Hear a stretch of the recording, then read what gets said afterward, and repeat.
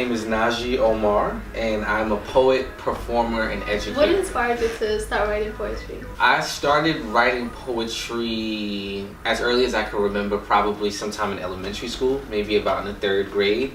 And I always knew that I wanted to tell my own stories. I remember thinking when I was younger that I didn't really like poetry because I thought that was something that old dead white men did. And I was like, I don't see myself in those stories.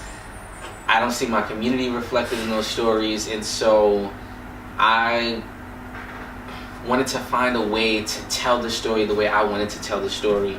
And so poetry just happened to be this thing when I started to hear other poets, other black poets, and hear the ways in which they used language and how they told stories with such rhythm and metaphor and imagery.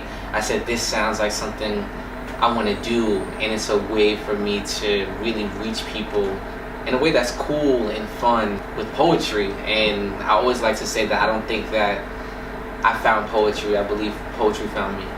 I know on your website, I noticed you have a great mission statement. Can you tell us a little bit more about that?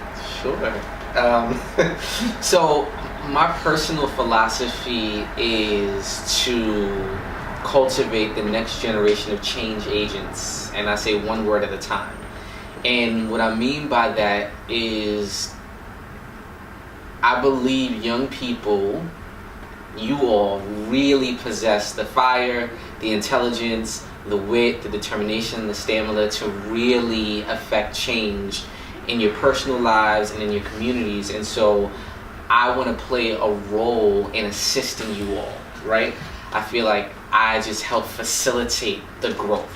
And so if I can play any role in making sure that you all have access to whatever it is that you want, then I want to do that. And I say the one word at a time is because I'm a poet. And so I hope that you all are encouraged to use your words and exercise your voice and realize that in due time with process that you will be able to continue to make change. Do you think where you grew up, your background, and your culture affects the person you are today? Absolutely.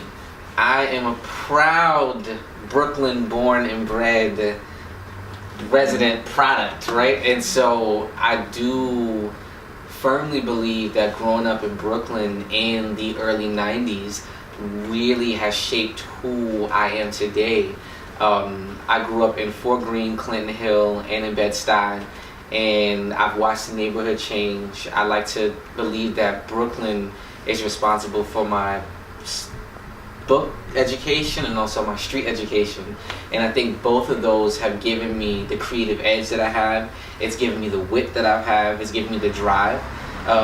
And I couldn't imagine where or who I'd be, how I'd approach situations if it weren't for all of the cultural nurturing that I've gotten from my environment. I noticed that you're starting your own company to work with young people such as us.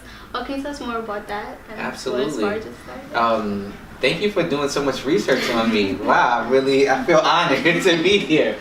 So I started an organization, it's called Spark House, and we're an arts education organization that's dedicated to developing youth voices using poetry. And I really wanted to start this organization because I was tired of seeing young people in schools feel so disconnected to the classroom and to their learning environments. I felt like young people were really just feeling disengaged. They didn't feel like they saw themselves in the materials. And so I wanted to bring something to schools and to youth in non-traditional settings, jails, juvenile facilities, group homes, where they felt like they had authority and agency over their surroundings. And so for me, poetry in the written word and performance has done so much in terms of the way I feel like it's activated something inside of me, and I wanted to share that with young people. I believe in the arts and I believe in young people, and so I felt like Spark House would be a good addition to really giving young people control over their environments. What advice, message do you have for us, young people?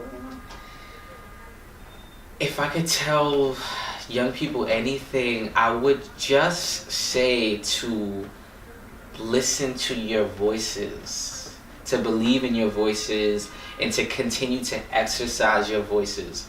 And it doesn't necessarily have to be, it doesn't mean being the loudest person in the room. You exercise your voice in the way in which you dress, in your different art forms, in the music that you listen to, whatever it is that makes you uniquely you, and that allows you to make a statement. Listen to that, believe in that, and then find a way to allow it to emerge. Who's your role model? Would be Amir Baraka. He was a poet of the Black Arts Movement, also a theater practitioner.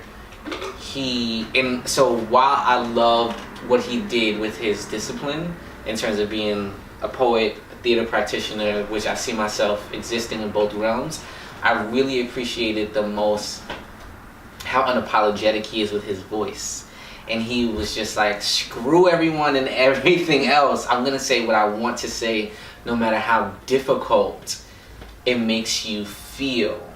And he was problematic, which like we all can be problematic in different ways, but I really appreciate and admire how bold he was and how he used language as his weapon.